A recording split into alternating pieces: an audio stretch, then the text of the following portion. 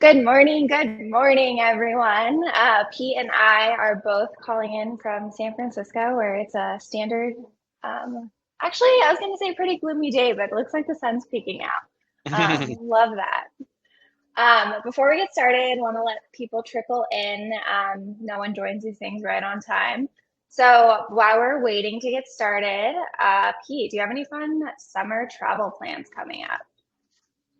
I think so. I think we're going to take my 7-year-old Mikey. If anyone follows me on LinkedIn, he's the soccer player that constantly gets posted on management tips and performance tips as sales performance management tips as relates to through the lens of a 7-year-old soccer player. We're going to take him to visit some family in Chicago and probably to New York. Should be fun. What about you? That sounds amazing. I'm actually going next week. I'm going to Hawaii I'm house sitting / dog sitting for one of our old coworkers. So that should be really fun. And then I have a wedding in Portugal coming up in August. So I think it's going to be a good summer full of travel.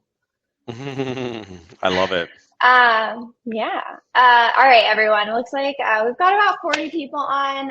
We had a few hundred sign up, so we'll let that number continue to rise, but let's get started. Pete has a lot of content to cover in the next 58 minutes, and I don't want to spend much time talking.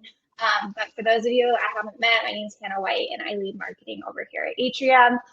Pete's going to talk a little bit more about Atrium, but essentially Atrium automates sales management, and I'll leave it at that for now. You are here for this event, closing the sales performance gap, creating a culture of accountability. If you follow Pete on LinkedIn or Twitter, he constantly talks about this. It constantly gets people all riled up, but it's real and it's relatable and people feel it, which is why this is such a popular topic and we've seen so many registrations come in. So without further ado, I will be back at the very end, and I am going to pass this off to Pete and let him take it from here. Cool. Thanks, Hannah. I appreciate it. Hey, folks. We have a bunch of content to cover here today, so I'm going to go ahead and share my screen here. We'll do our little hall of mirrors here. But yeah, essentially, what I do a lot of thinking, about sales performance management and kind of drivers of kind of issues there and how to make sales organizations perform as best as possible. And kind of one of the things I've been thinking about over the last year or so is a kind of a culmination of various drivers that have led to the erosion of sales performance kind of across our industry, and kind of this presentation unpacks a bunch of those drivers, and the purpose of the unpacking those drivers is for us to be able to understand where they came from and then what it is that we could potentially do about that. So that's kind of the framing of this presentation. Here is what are some of these drivers that have eroded sales performance over the last 5, 10, 15, 20 years, and then a proposal as to what it is that we could do about that. So that's what we're going to be covering here today. It should take us about 45, 50 minutes or so, and we can kind of get you on the rest of your day. So for folks that know me, my name is Pete Kazanjy. I'm one of the founders of Atrium. We make sales performance management software that helps organizations improve the performance of their sales staff. Prior to Atrium, I started and sold a recruiting software business called TalentBin to Monster Worldwide.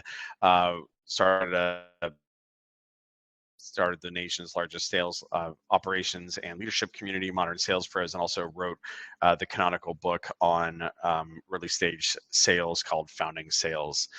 So that's a little bit on me. I think a little bit about sales stuff and specifically about sales performance stuff, especially through the lens of my kind of current company.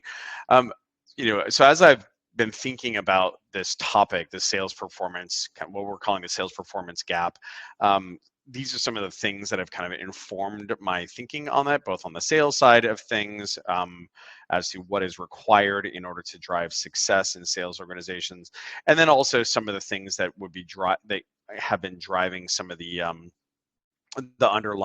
underlying kind of deteriorations and deficits in sales performance in the last like 5, 10, 15 years. So if you want to check these out, I highly recommend these. So these are kind of the 5 drivers that I've identified as, I'm sure they're not the only ones, but they're definitely things that have negatively impacted sales performance over the last interval. And we're going to kind of dive into these individually as we go through here. So the kind of 5 topics we're going to talk about are zero interest rate policy, kind of like the period of cheap money that from 2008 through 2022, 23, sales engagement automation, social media, and its kind of corrosive impacts on expectations, work from home, and then also a big driver is of the younger generations kind of upbringing through asynchronous kind of communication versus synchronous interpersonal communication as kind of mediated through kind of iPhones there. So first, what I want to do is like do a little bit of a flashback to talk about how things were before a lot of these impactors, financial and technological impactors showed up. Um, you know, when sales organizations or when junior sales reps entered sales organizations, 10 years ago, 20 years ago, et cetera, most of the early behavior was call based. Right, it was call based. It was in person, and so the reason why that's important is because it turns out that the calling is both scary, and it requires individuals to surmount those fears. Uh, B, it also requires effort on the part of the individual. Right, it doesn't happen by itself. Like the individual has to do it themselves, so it requires agency. It's great training for like synchronous interpersonal communication as well. Same was true with training. Training happened face to face, highly immersive, both with leaders, managers interacting with reps, and also reps interacting with each other in a highly low friction environment. Also, management was very hands-on because of the in-person nature of a lot of this early new rep hire environments. Reps learned what it was like to be managed, right? So and not only did they see that happening with managers next to them, but they also, were held accountable to leaderboards, dashboards, things like that. You also had the opportunity of kind of looking at other folks and saying, oh, okay, cool. That's how I ought to be. Like I'm looking at this row of reps next to me, or I'm looking at this manager having a conversation with this rep next to me. And that's how things roll here. Right. So there's a lot of norming that happened as a result of all of this kind of coming together. And then also it's not just expectations, but also esprit de corps and kind of network creation, what have you. And so that's all on the professional side. On the kind of the upbringing side, pre 2012, 2011, most of our junior sales staff had come up in an environment of heavy interpersonal interaction. Maybe that was remote, right? Kind of like on the phone after school, but at the same time, it was synchronous, right? It was synchronous. It was verbal. Most of the time, of course, was synchronous and live, right? And so this was essentially, if you think about it, this is a lot of selling kind of training that is happening around talking to people live, understanding where somebody's coming from, persuasion, kind of conflict mediation, all those sort of things. And then the last thing here too is that reps also learned what it was like to be a manager by observing how management was happening to others, right? So not only did they learn what it was like to be managed, and kind of observing what management looked like and expecting that themselves, they also saw what other managers were. They saw what managers were doing, such that they could say, "Oh, when I grow up and become a manager, that is the thing that I'm going to have to engage in as well. Right. So that's a little bit of like a kind of a blast from the past there. So, but things have kind of substantially changed in the last 15 years. And these are the kind of the things that have changed. We're going to talk through kind of what drove those and some of the impacts that they had. So the first topic here is zero interest rate policy period, right? So essentially the way to think about that is free money. And so what that was is at the end of the last the great financial crisis or the global financial crisis in 2008, what you had was you had a reaction to that by the Federal Reserve to dramatically reduce interest rates. And so pretty much from 2009 all the way in 2015, what you had was a period of extraordinarily low interest rates where as a result, companies could borrow for very low costs. Not only could companies borrow for very low costs, there was also um, you know capital was looking for areas of investment and plowing that into private companies, which we'll talk about a little bit more in a second. So not only did you have that for 2009 through 2015, of course, as a result of COVID, you had the same thing happen as well, where interest rates dropped through the floor as well. And during, not only did you have low interest rate policy, you also had a bunch of quantitative easing that was happening as well. So the Federal Reserve was also buying lots and lots and lots of securities in order to prop up the economy there. And so what that led to was an explosion of venture capital investment that happened through 2016. And then of course it like got really crazy in 2021. But what you'll notice here is that there's like, there's a lot of this happening even before kind of the specific excesses of COVID, right? So what happened here is like if there's a bunch of money that's flying around, well, where that money went to was a lot of technology purchasing. And you can kind of see this right here where, net revenue retention on the part of, most sales organizations was in this 120 plus area, which is obviously great. Quota attainment was really high as well. We'll talk about this little dip here later, but quota attainment was extremely high.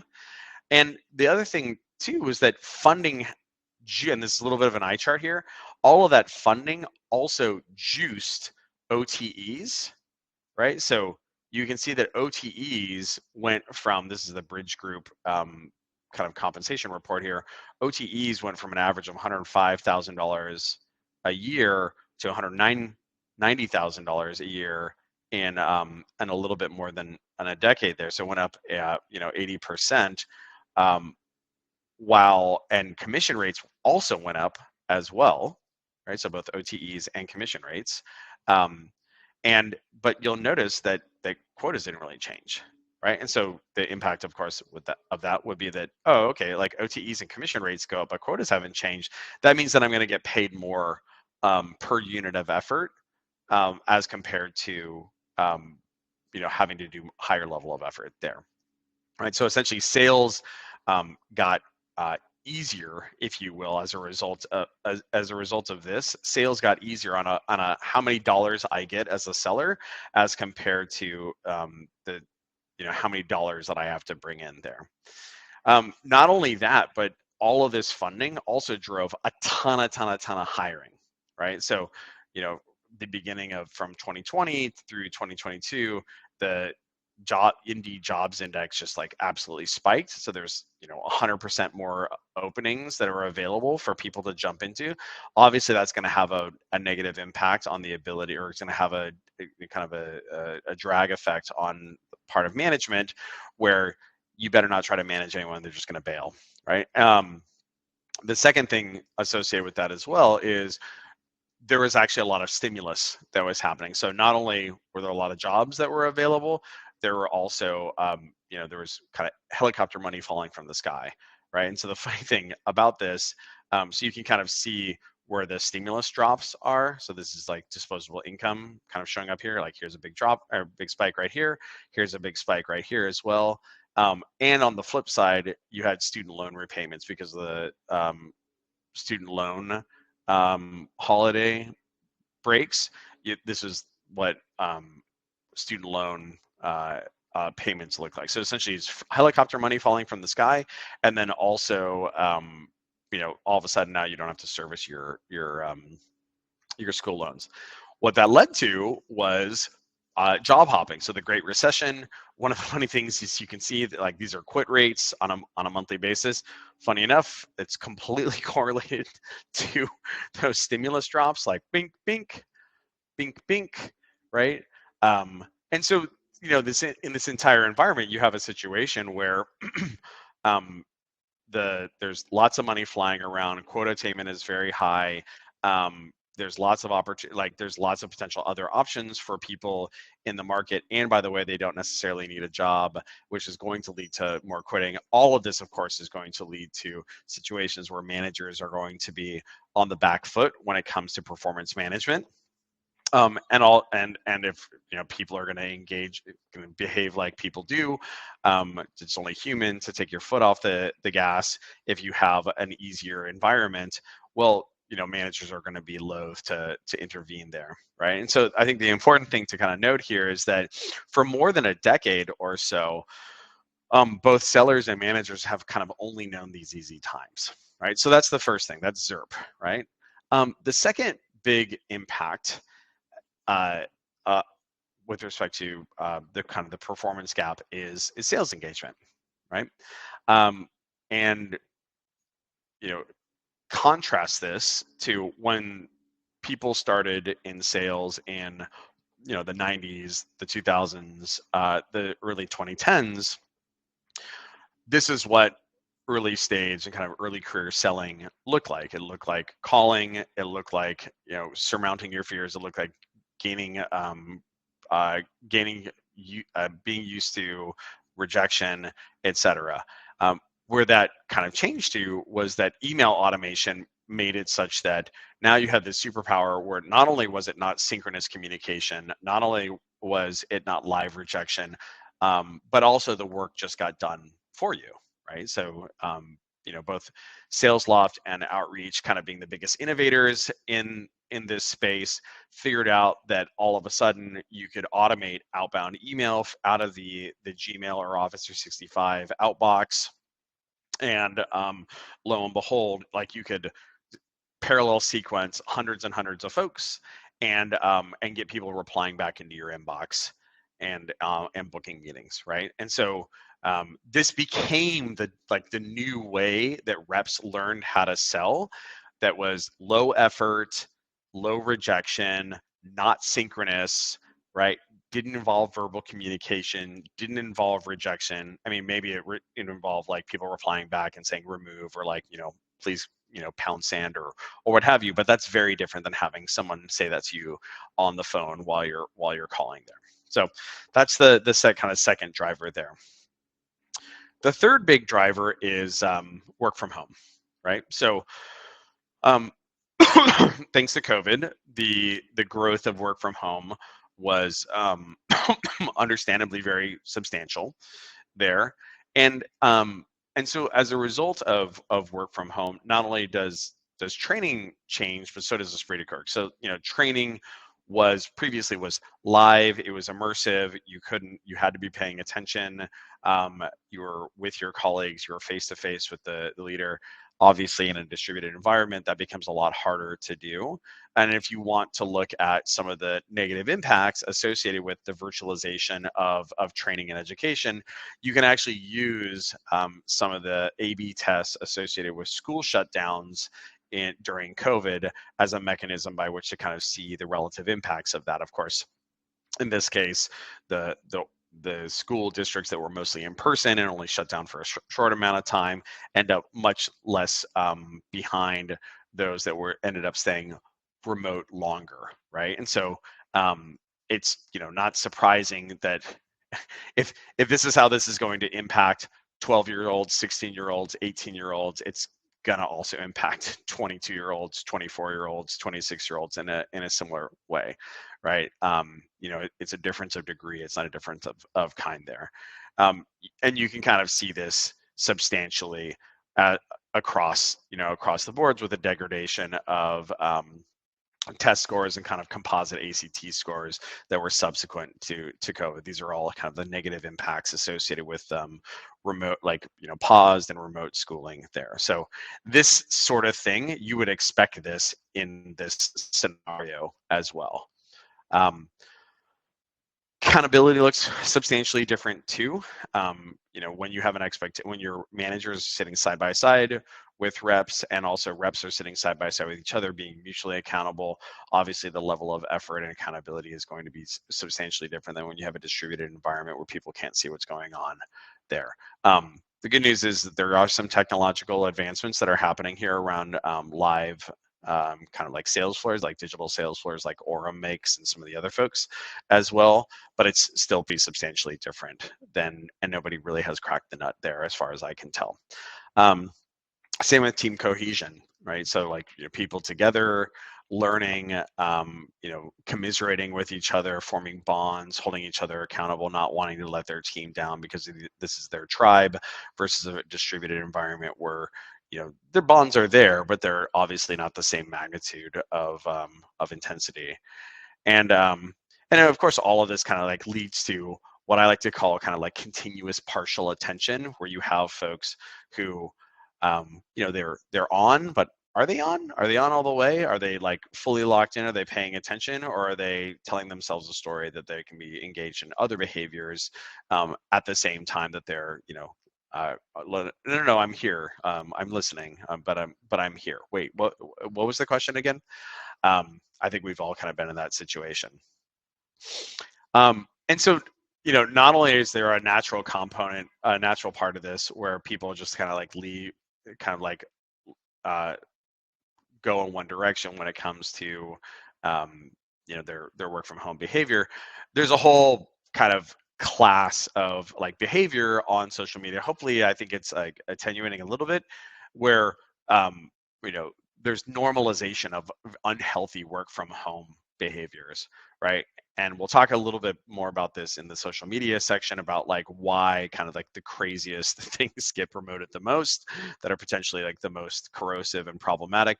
But the point is that like this is an accelerator. Social media popularization of these like unhealthy behaviors are kind of an accelerator on top of what would otherwise just be kind of like natural inducement to kind of like lower performance behaviors. So let's talk a little bit about social media.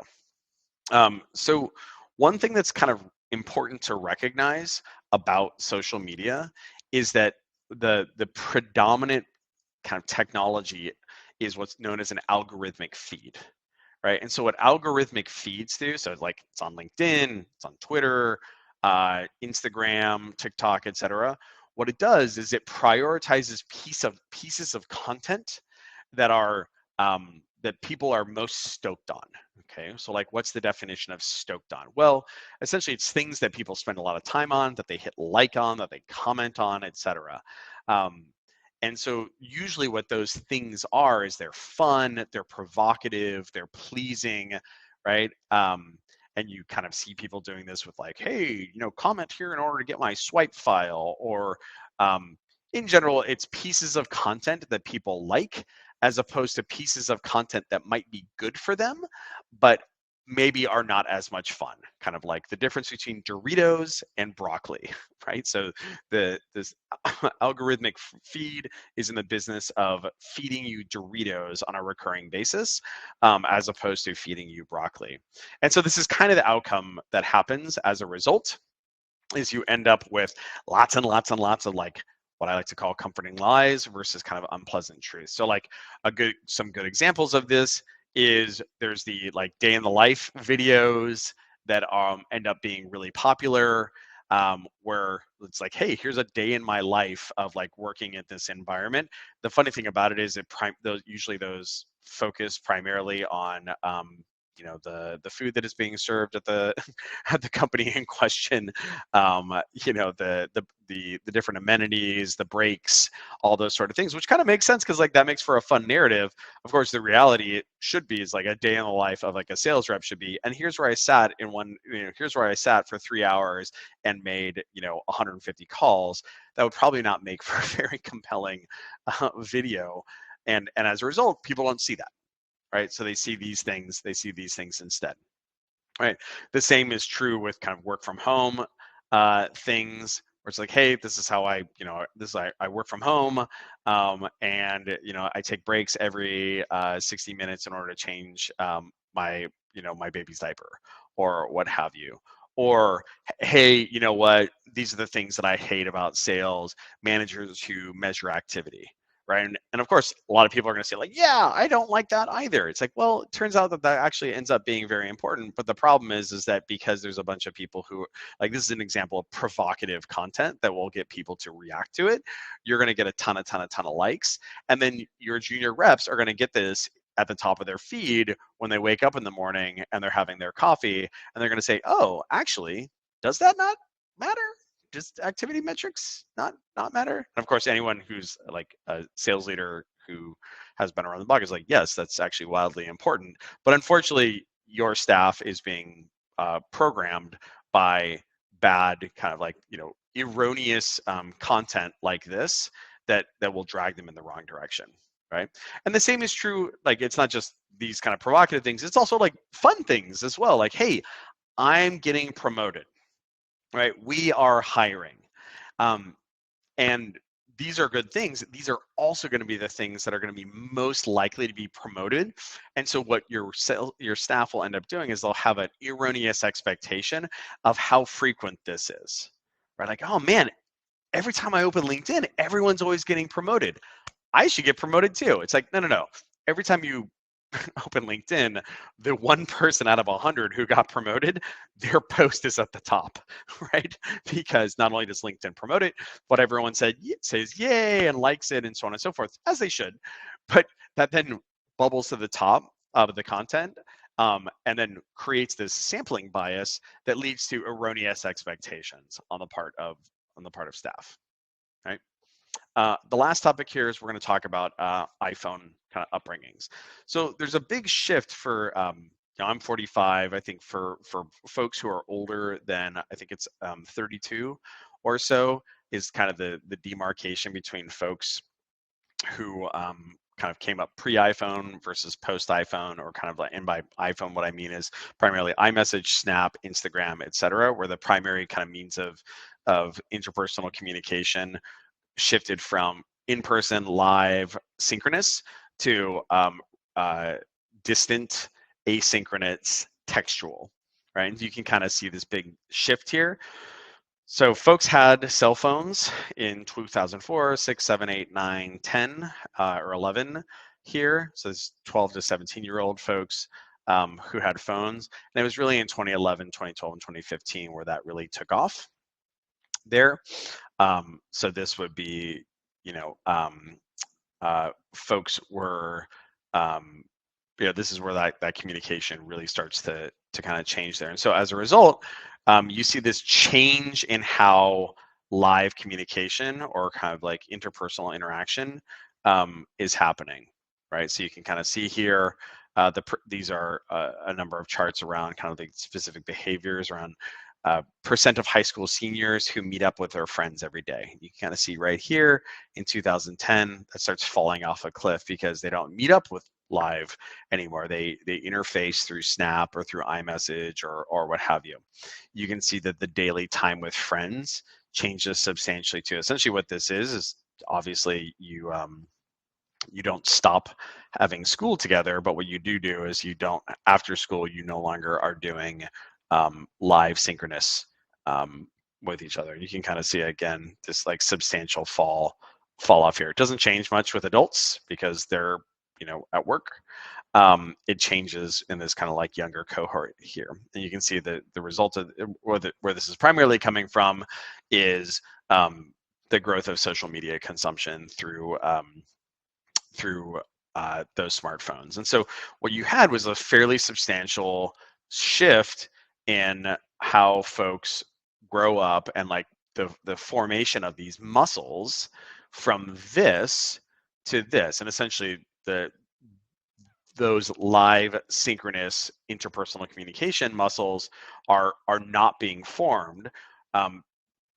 Different muscles are being formed, like being really good at thumb typing, or being being really good at thumb typing, or kind of like, reading between the lines of punctuation and kind of like difference of emojis and what have you. But the muscles that are not being grown are the live communication, long form textual communication, things like that. Those are just not being formed, kind of as a result of the kind of evaporation of this behavior right here.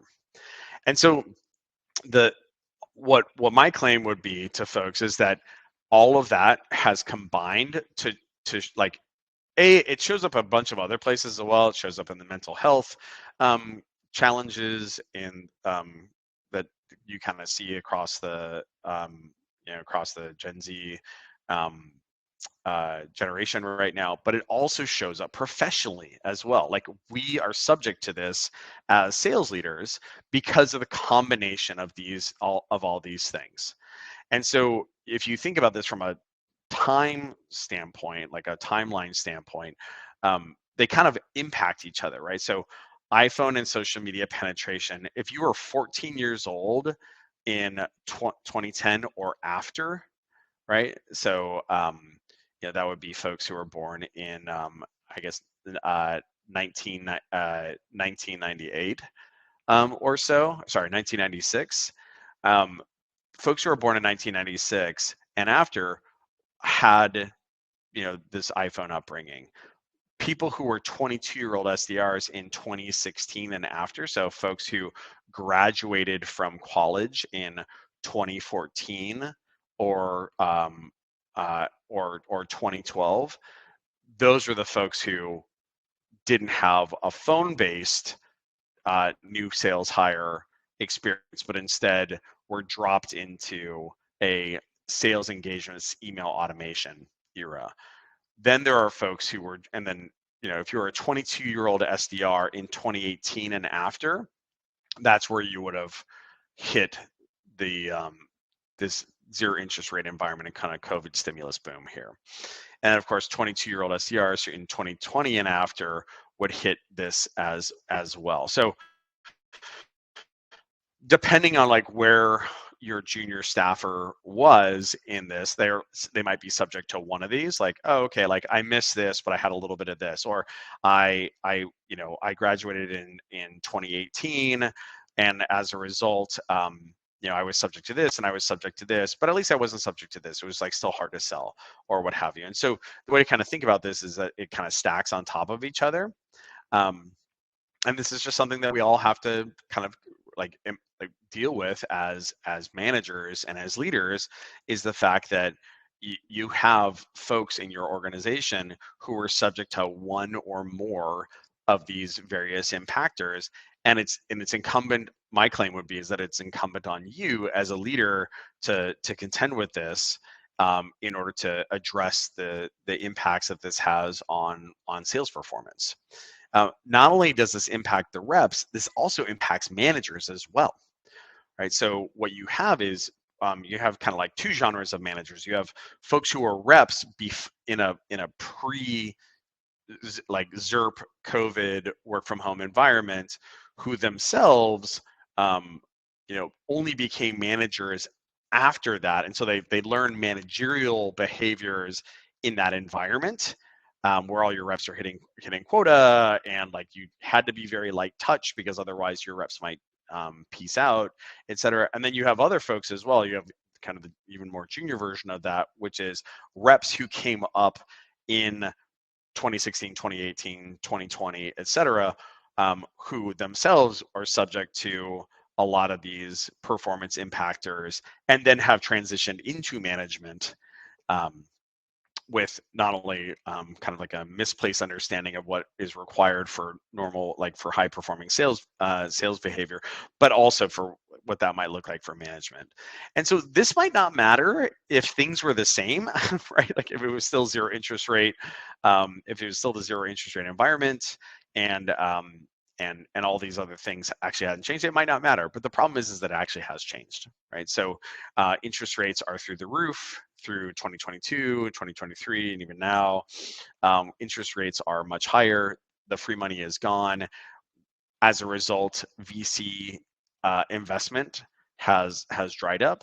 This has highly negatively impacted net revenue retention, right? So churn is way up. Um, and this has also negatively impacted quota attainment. Moreover, so like this is from a sales performance standpoint. So it is harder because there is less money, it is harder to sell. The other thing too is that reality has set back in as relates to things like student loans repayment, um, and also the availability of job options in the market. Like folks now have to pay their student loans again, and moreover, there's not tons of recruiters in your inbox saying like, "Hey, come over here for this crazy OTE with this low with this low quota here." That's just not the case anymore.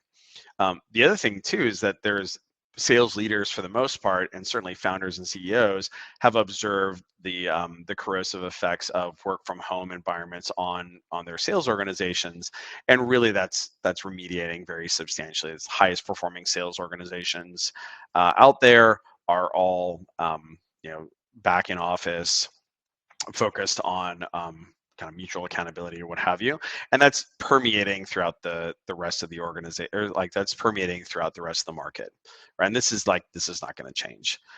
Also, email response rates have deteriorated very substantially because, like, as a result of the substantial success of the sales loft and outreach sales organizations like doing a great job of deploying sales engagement software.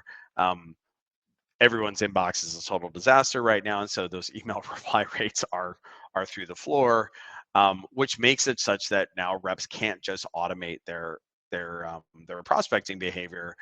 They have to call. They have to have synchronous communication. Um, One thing that I like to kind of caveat for folks is people oftentimes say like, "Hey, well, like remote work was great. Well, we all went remote during COVID, and there wasn't really a problem. So like, yeah, obviously remote works." My claim to you in the context of junior sales staff, kind of like early career sales staff, is that remote was very briefly successful because of ZERP. It wasn't successful because it works. It was successful because all of a sudden tons and tons of venture money was dropped on the market, and as a result lots of people were buying things regardless of how much effort there was, regardless of how much the level of accountability, etc. Right? And so what I would say, so okay, so that's the current situation. Things have changed back to what I would say is reality. So what are we going to do about this as sales managers and sales leaders? Well, there's a lot of it's a lot of back to the future as relates to sales management as well, right? So just one, getting back to behaviors that have been tried and true for for 20, 30, 40 years, that may be new for some junior managers. And so good examples of that would be setting goals for your team and kind of managing them to this. So not just setting goals on lagging indicators like bookings or wins or what have you, but also importantly setting goals on leading indicators like activity, pipeline generation, pipeline advancement, and looking at those things on not just a quarterly basis, but also on a weekly basis and a monthly basis as well. So setting clear goals there around, these are the number of meetings that you ought to be having on a weekly basis. These are the number of meetings that you ought to be having on a monthly basis. These are the number of new opportunities that should be coming into your pipe on a monthly basis. Things like that, because those are leading indicators to the lagging indicator of eventual quota attainment. And the same is true with SDRs as well. The next thing is actually manage. Don't just set those goals, manage accordingly to them. Don't just set them and say, hey, we're going to check in on these at the end of the quarter, but instead make performance conversations, both to the upside and to the downside, part of your managerial operating rhythm, which should entail things like team meetings on Mondays, performance, not just pipeline reviews, but also performance check-ins, either on a weekly or a bi-weekly basis, right? And doing those collectively, where you're talking about these metrics, these leading indicator and lagging indicator metrics, on a frequent basis, not hiding from it, but instead kind of keeping it present. And the reason why this is so important is because high performing like management is what makes teams higher performing, right? So there's a really great book on this called Crushing Quota by Michelle Vazana. Her collaborator, Jason Jordan, was the primary author on Cracking the Sales Management Code, which talks about kind of the framework of measuring activities, objectives, and results. Michelle's book, Crushing Quota, talks a lot about the impacts of taking that measurement and managing based on it, where the impacts of high performing management is that the best managers generate 40% more revenue than the worst managers. And the reason why is not because they get one rep to more highly perform. It's that essentially they're able to raise the performance of the middle of their team, right? There's high performers who are always going to be high performing because they're like internally motivated, what have you. It's the middle of your bell curve that you can actually have an impact on. And so that's where those high performing managers really are successful. Importantly, you need to systematize this. So you need to make there be space on the calendar in order for these things to happen. So that means blocking times for managers to consume this information, blocking time on the calendar in your operating rhythm to make sure that those, you're talking about those things in team meetings, you're talking about those things in performance one-on-ones. And then once that time is actually available to do that, and then you have it on the calendar, actually talking about it, right? So having performance and constructive feedback, both to the positive, like, hey, saw this behavior right here as indicated by this performance indicator, this metric, or what have you. That's awesome, great job. Or alternatively, hey, notice that your untouched opportunity or your stuck opportunity counts are through the roof. Let's go ahead and address that, versus waiting to the end of the month or waiting to the end of the quarter in order to address that. As the former CRO of SalesLoft likes to say, we're not here to admire a problem. We're actually here to fix these things. And so ways of doing this can be making sure that you have performance check-ins where you're actually keeping track of these conversations that you're having on a recurring basis. Like, hey, we're going to address this problem, this shortfall right here. We're going to come back together in a week, and like, I have an expectation that these are the behaviors that are going to be changed. In fact, actually, let's block time on your calendar right now to clean up this dirty pipeline, or let's block time on your calendar in order to engage in this prospecting behavior. And of course, if that can't come to pass, then that means making sure that you're actually engaging in performance improvement plans, which hopefully, if you're doing this in your performance check-ins and your one-on-ones, then that doesn't get to this part right here, right? And so the cool thing is that our software, and this is one of the reasons why I'm so focused on this, is like our software helps organizations do all of this and automate a lot of this, right? So the way that we see this performance gap show up in our customers or in the prospects that we talk with is things like poor quota attainment, inconsistent pipeline movement, low pipe coverage. They're seeing inconsistent managerial behavior amongst those frontline managers for the reasons why we've discussed so far, and they want to make their activity levels consistent amongst the reps. And the reason why organizations oftentimes struggle with this is that managers have a tendency to spend all their time on down funnel deals with their reps, understandably.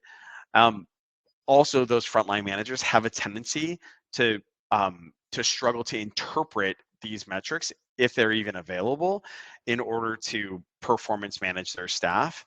And then part of this also is that as a result of either A, the absence of this, or B, the kind of challenges in consuming this, those managers have a tendency to hesitate to hold reps accountable because, as we like to say, most frontline managers and certainly reps are not from the math department. They're kind of from the words department. They're persuaders, they're communicators.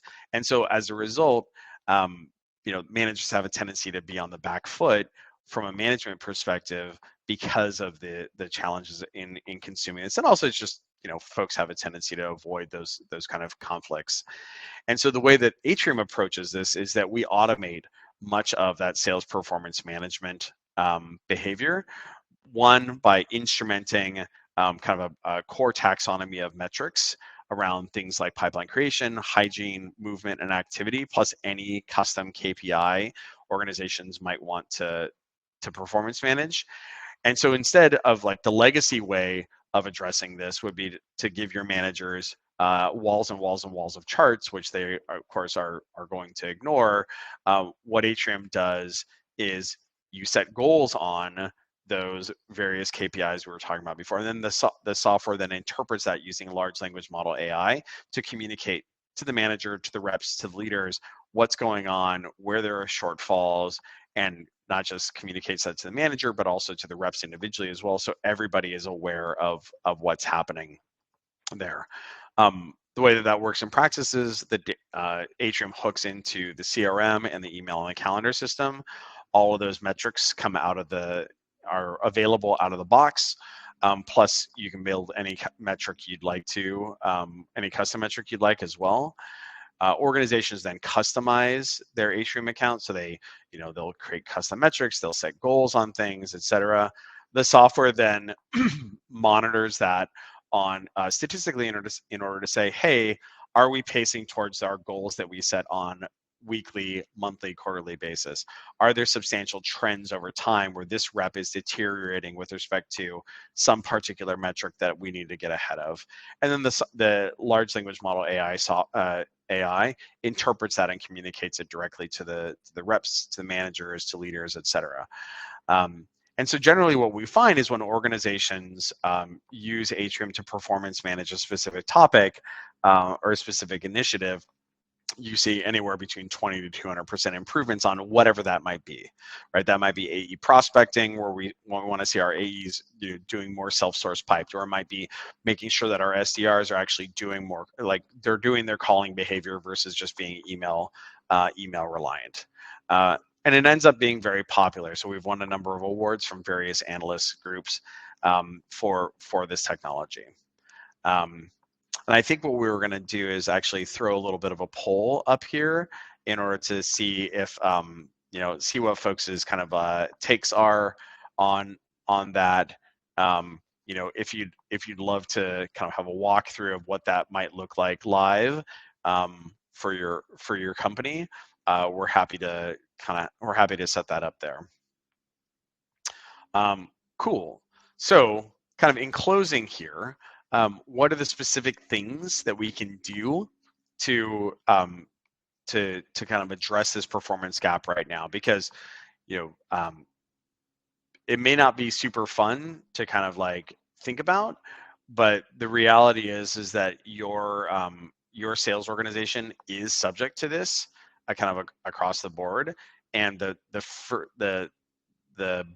faster and the more proactively you can engage in addressing some of these topics, the better off everyone's going to be.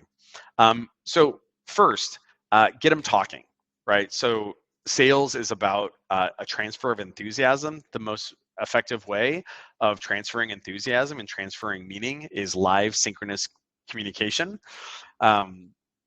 And so a great way of doing that is to get your reps talking, get them on the phones, get them off of email, get them in the office next to each other so they can hear each other talking, so they can talk to each other. So your managers can hear them talking or not talking. Do get them lots of repetition on that talking, whether that's parallel dialers like Orem, etc., or if that's AI kind of training gymnasiums. And then also importantly, it's like set goals on these, right? On what that calling activity also like ought to look like.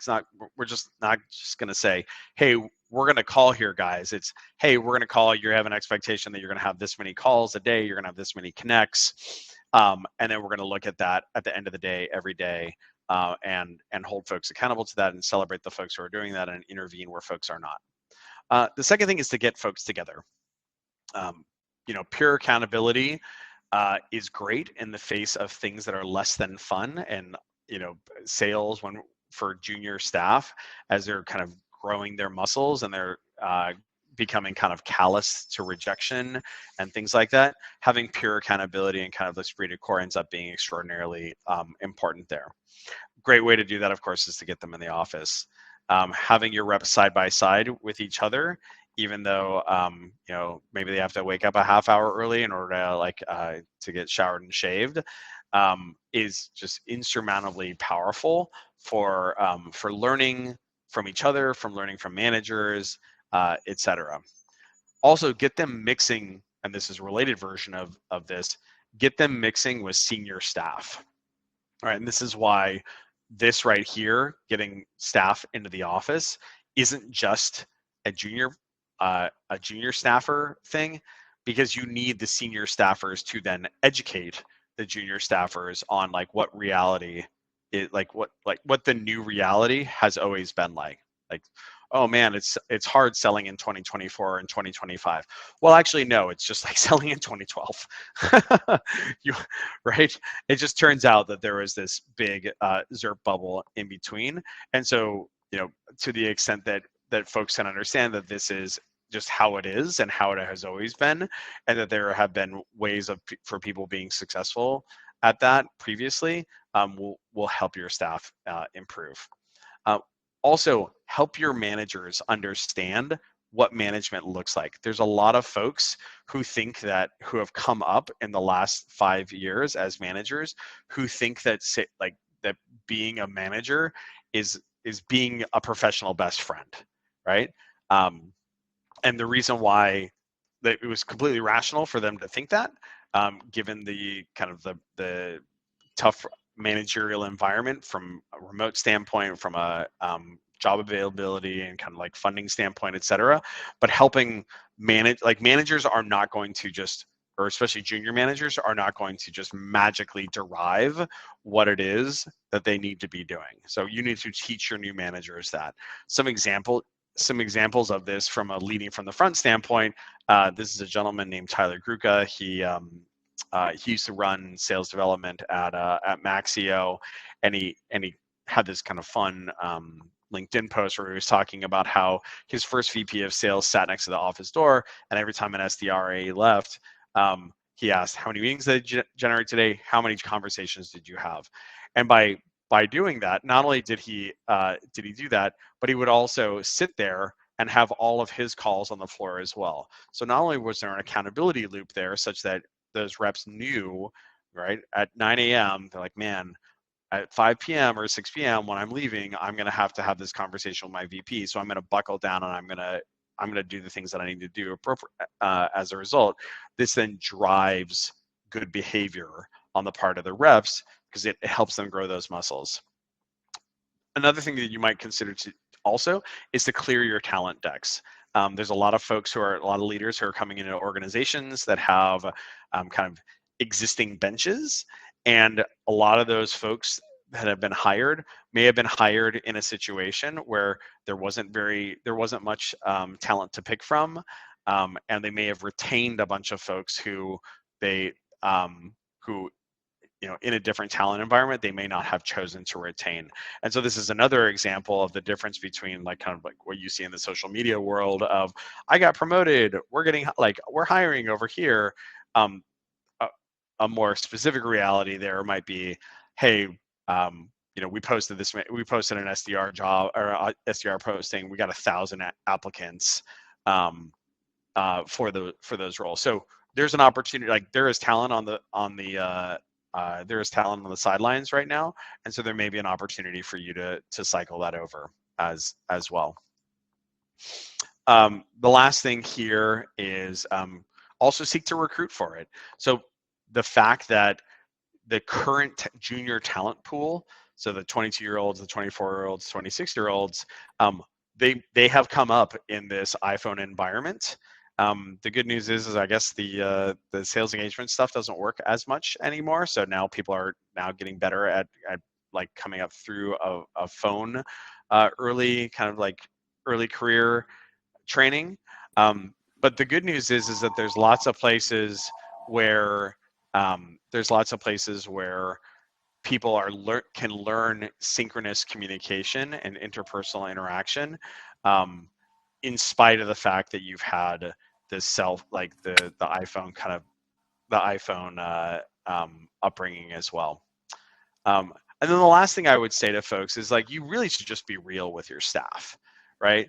Um, it it may not feel super fun, but they're you know they're going to constantly be inundated by these kind of pleasing fictions and these false narratives, and it's super important for you as a leader to just shoot them straight on like what reality is as compared to what may have been reality in 2020 or 2021 or 2022, but now it's substantially different.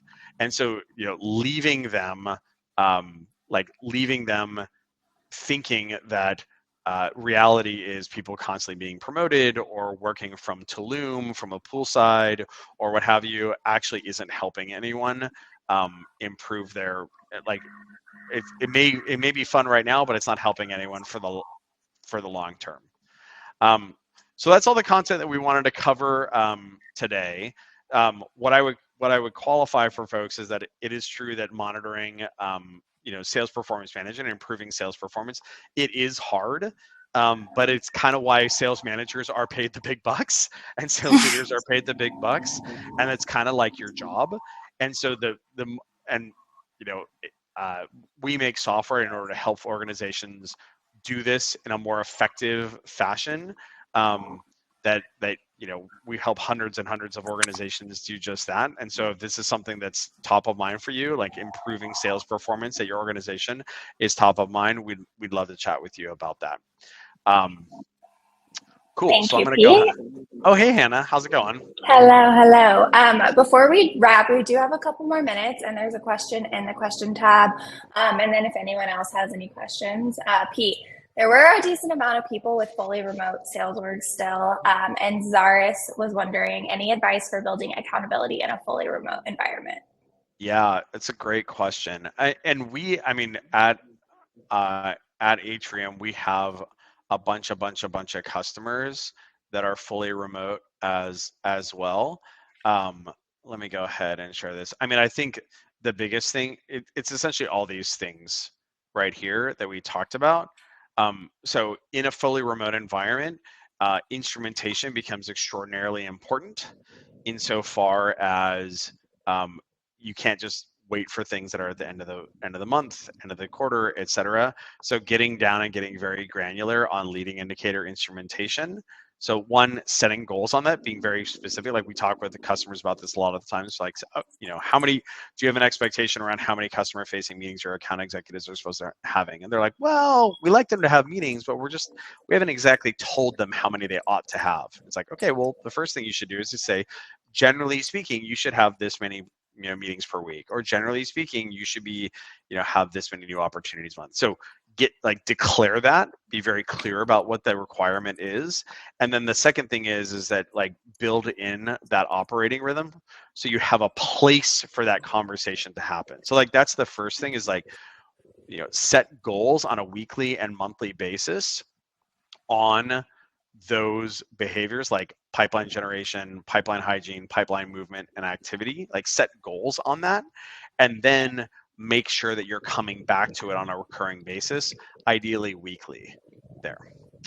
So that's the way to kind of do that. Awesome. Thank you, Pete. Yeah. I think that's it for the live questions. A lot of people were engaging during the session, just commenting on what you were saying and how relatable it was. But that being said, Pete will follow up this afternoon with these slides, with the recording, with any relevant links. And we'll be back in a couple of weeks with another helpful event. So thank you for coming today and learning about the performance gap. Have a great day, guys. Bye.